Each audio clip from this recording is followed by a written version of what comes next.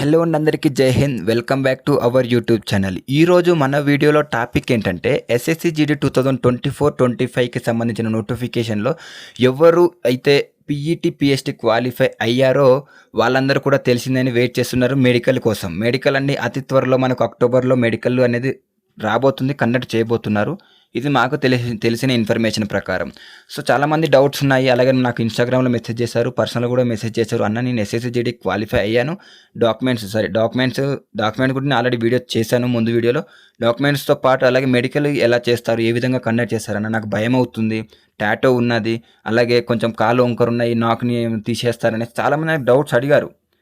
So medical test ఎలా ఉంటుందని కూడా అడిగారు. సో దాని గురించి నేను ఈ వీడియో చేయడం జరిగింది. అలాగే కొన్ని తప్పులు మాత్రం చేయనివి ఇందులో ఉన్నాయండి. కొన్ని తప్పులు అసలు ఎట్టి పరిస్థితి కూడా మెడికల్లో చేయకూడదు. ఆ తప్పులు ఏంటో నేను ఈ వీడియోలో ఎక్స్ప్లెయిన్ చేస్తూ ఉంటాను. వీడియోని స్కిప్ చేయకుండా ఎండ్ వరకు చూసే ప్రయత్నం అయితే చేయండి. అలాగే ఇంతవరకు అయితే మన ఛానల్ ఎవరైతే సబ్స్క్రైబ్ చేసుకోలేదో సబ్స్క్రైబ్ చేసుకుని నాకు కొంచెం సపోర్ట్ చేస్తారని అయితే నేను అనుకుంటున్నాను. నాకు సపోర్ట్ చేసినట్లయితే నేను కూడా మళ్ళీ కొన్ని వీడియోలు అప్డేట్ చేయాలన్నా కూడా నాకు కొంచెం ఇంట్రెస్ట్ ఉంటుంది. కాబట్టి కొంచెం సపోర్ట్ చేసి సబ్స్క్రైబ్ చేసి పక్కన ఉన్న బెల్ ఐకాన్ ఏదైతే ఉందో అది ఆల్ క్లిక్ చేసుకొని పెట్టుకోండి. మరి ఇంకెందుకు ఆలస్యం, ముందుగా ఆ టాపిక్లోకి అయితే వెళ్ళిపోదాం.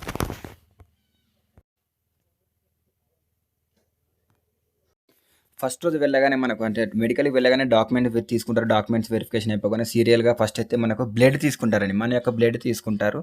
డాక్టర్ బ్లడ్ తీసుకొని పక్కన కూర్చోమంటారు. బ్లడ్తో పాటుగా కొన్నిసార్లు యూరిన్ టెస్ట్ కూడా తీసుకుంటారు. బ్లడ్ అండ్ యూరిన్ టెస్ట్ రెండు కూడా తీసుకునే అవకాశం ఉంటుంది. బ్లడ్ అయితే పక్కా తీసుకుంటారు, బట్ యూరిన్ టెస్ట్ మాత్రం తీసుకోరు ఒక్కోసారి. ఎందుకంటే మనకు ఉన్న యూరిన్ షుగర్ కానీ అలాగే బ్లడ్ తీసుకున్నట్టయితే మనకు బీపీ షుగర్ ఇవన్నీ తెలిసిపోతుంది. కాబట్టి ఏమన్నా ఎయిడ్స్ లాంటివి ఏమైనా ఉన్నాయో కూడా తెలిసిపోతుంది. కాబట్టి దాని గురించి ఇదైతే బ్లడ్ అయితే తీసుకోవడం అయితే జరుగుతుందండి.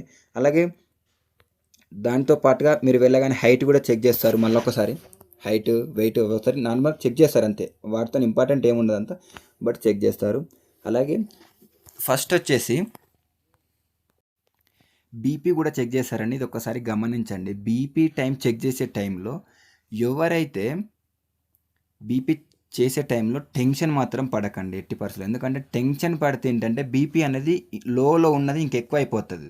సో ఎందుకంటే టెన్షన్ పడకూడదు ఎట్టి పరిస్థితుల్లో. ఎవరైతే నార్మల్గా మీరు ఎలా ఉంటారో మెడికల్లో కూడా అలానే ఉండండి. మెయిన్ మరొకసారి నేను చెప్తున్నాను, టెన్షన్ మాత్రం ఎట్టి పరిస్థితుల్లో పడకూడదు. టెన్షన్లో పడితే మాత్రం బీపీ పెరిగితే మాత్రం వాడు మళ్ళీ రీమెడికల్కి అయితే రాస్తాడు. ఇది ఒకసారి గమనించి మాత్రం చేసుకోండి. అలాగే నెక్స్ట్ చూసుకున్నట్లయితే మనకు 6/6 అండి. 6/6 అంటే మనకు తెలిసిన విషయం. మీకు అందరికీ కూడా ఒక డిస్టెన్స్ పెడతాడు, ఒక 5-6 మీటర్స్ డిస్టెన్స్ పెట్టి ఒక టేబుల్ ఇస్తాడు, లేదా నిలబడి మనకు సపోజ్గా ఒక కన్ను మూయమంటాడు, ఒక కన్ను తెరవమంటాడు. అక్కడ నుంచి ఒక షీట్ ఉంటుంది. షీట్ ABCDలు ఉంటాయి, కొంచెం స్మాల్గా ఉంటాయి, కొంచెం పెద్దగా, ఇంకా కొంచెం పెద్దగా 4 సైజు ఉంటాయి అందులో. మనకు అంత దాదాపు 5, 6, 7, 8, 9 సైజులు అయితే ఉంటాయి అందులో. సో ఫస్ట్ అయితే కింది నుంచి అడుగుతాడు. కింది నుంచి అడిగినప్పుడు మనం ప్రతి ఒక్కటి కూడా చెప్పాల్సి ఉంటుంది. ఒక కన్ను మూసుకొని చెప్పాలి. మళ్ళీ తర్వాత అది అయిపోయిన తర్వాత ఇంకో కన్ను మూసి ఇంకో కన్నుతోటి మళ్ళీ అడుగుతాడు, చెప్పాల్సి ఉంటుంది.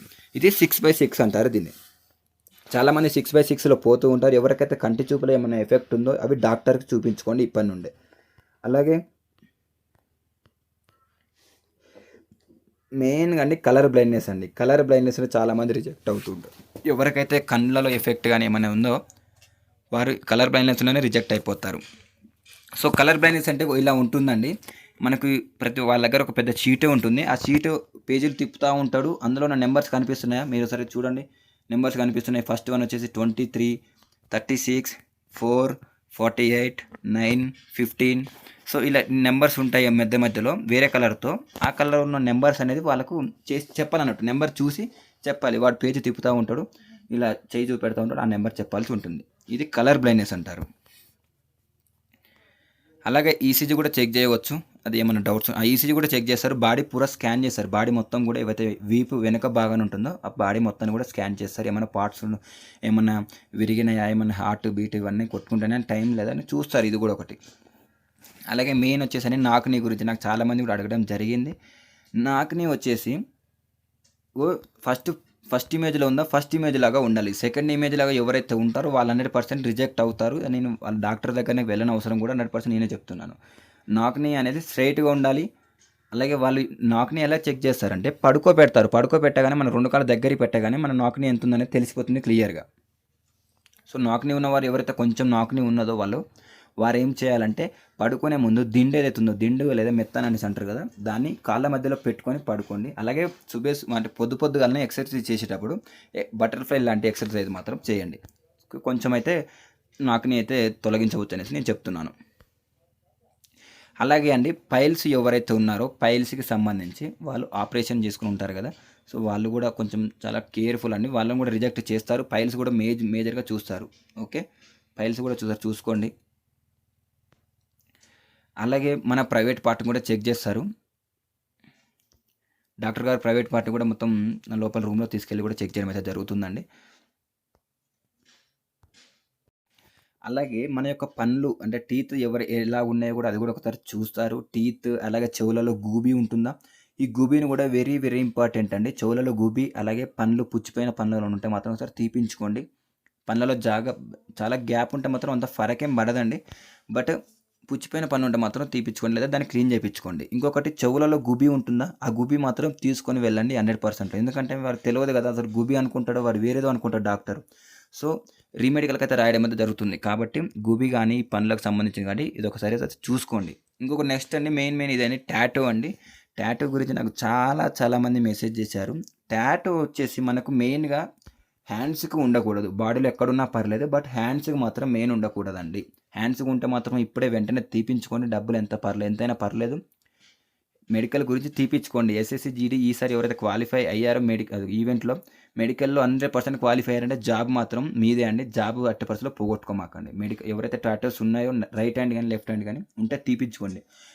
హ్యాండ్స్కి ఎందుకు ఉండొద్దు అనేసి అంటే మెయిన్గా సెల్యూట్ కొడతాం కదా ఆఫీసర్కి, సో టాటూ అనేది కనిపించకూడదు. బట్ టాటూ దానివల్లనే రిజెక్ట్ చేస్తారు. బట్ టాటూ ఉంటే మాత్రం ఇది ఒక్కసారి తీపించుకోండి. హ్యాండ్స్కి ఎవరైతే ఉన్నారో టాటూ ఉంటే తీపించుకోండి.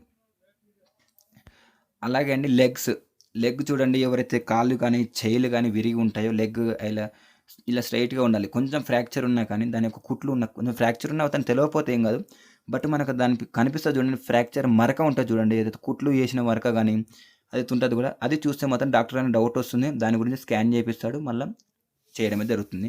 ఇది ఒకసారి గమనించుకోండి. ఏమైనా కుట్లు కూడా ఉంటే మాత్రం దాని గురించి ఏమైనా డాక్టర్ దగ్గరికి వెళ్ళి కన్సల్ట్ అవ్వండి, వాళ్ళు చెప్తారు. అలాగే చెయ్యి విషయానికి వచ్చేసరికి చూడండి, చెయ్యి స్క్రీన్ పైన కనిపిస్తుందా, ఇలా కూడా ఉండదండి. చెయ్యిలు ఇలా ఉండొద్దు.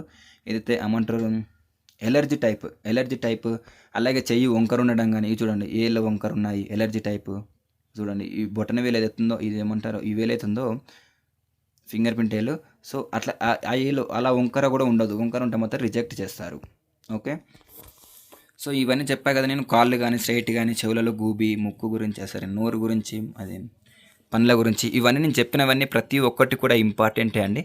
ఇంకొకటి, మెడికల్కి వెళ్ళే ముందు అభ్యర్థులు ఎవరైతే ఉన్నారో వాళ్ళు మాత్రం టెన్షన్ పడకుండా నార్మల్గా వెళ్ళండి. ఇదొకటి నేను మెయిన్ చెప్తున్నాను. టెన్షన్ పడితే ఇంకొకటి చెమటలు రావడం జరుగుతుంది. అంటే వాడు 100% మిమ్మల్ని రిజెక్ట్ చేస్తాడు, లేదా రీమెడికల్ రాస్తాడు. సో మీరు కావాల్సింది ఏంటంటే టెన్షన్ పడితే ఏంటంటే ఆ టెన్షన్కి కాళ్ళు వణుకుతుంటాయి, చేతులు వణుకుతుంటాయి, చెమటలు వస్తుంటాయి.